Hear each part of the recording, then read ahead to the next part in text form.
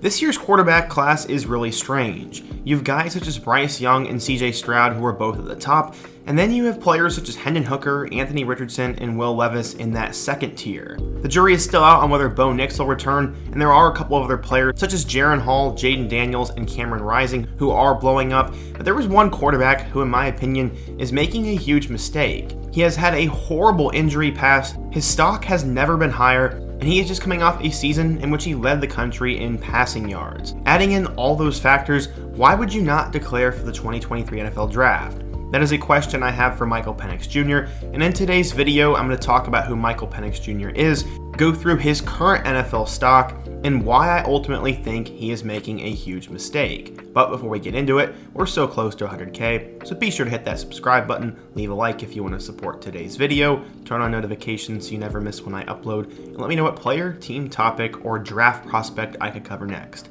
Now, let's get started. Michael Penix Jr. was somewhat of a prodigy from a young age, as he trained until he became a big-time quarterback prospect in the Tampa area. Eventually, he committed to Tennessee, but would later flip to play at Indiana. He was only a 3-star recruit, but was still one of the better high school quarterback prospects Indiana football had ever landed. He showed promise in his first game against Penn State in 2018, but he would go down with his first knee injury.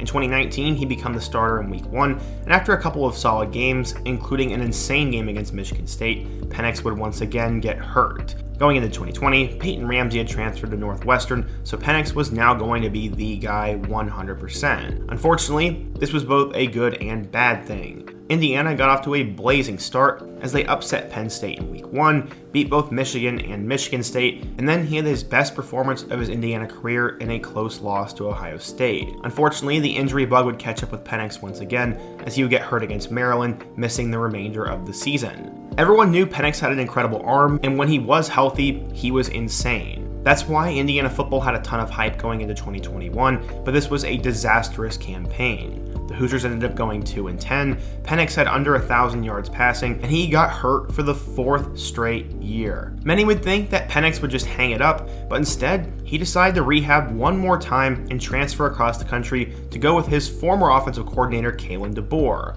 While there, he beat out both Dylan Morris and Brock Heward for the starting job, and Penix would go on an absolute tear this year for Washington. Penix would lead Washington to a breakout 10-2 season in which he would finish with 4,354 yards, 29 touchdowns, and 7 interceptions while becoming a top 10 Heisman finalist. His passing yards was first, his touchdowns was 13th, and he had the 12th best QBR in the country as well. Penix Jr. had an incredible arm, he put up huge numbers, seemingly had that it factor, and also had insane athleticism. It looked like those 4 years of injuries were not even affecting him at this point, and with his rise and his ability to stay healthy this year, many expected him to declare for the 2023 NFL Draft. At least, that's what I thought. I didn't even fathom the idea of him returning to school. Yes, he technically had an extra year because of those injuries and the extra year of eligibility from 2020, but this was the best his stock was ever going to be. Except a couple weeks ago, Penix announced he'd be coming back for another season, and this was to the delight of Washington fans, but raised the eyebrows of many other people around college football. Penix just led the country in passing yards,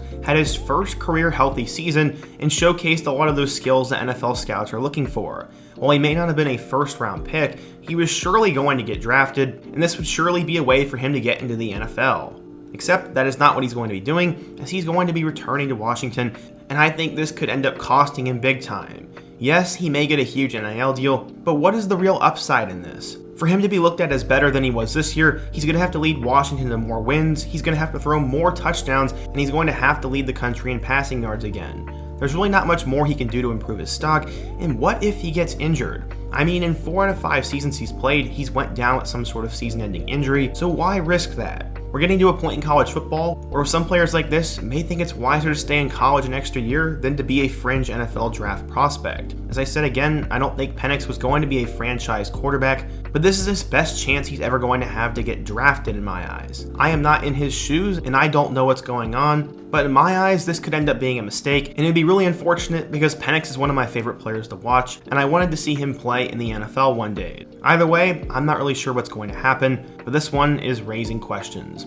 What do you guys think though? If you're a Washington fan, what do you think of Michael Penix Jr. returning? If you're a fan of another school or have any interest in the NFL draft, what do you think of Penix's draft stock? And what's your take on this decision? And what player, topic, team, or situation could I cover in my next video?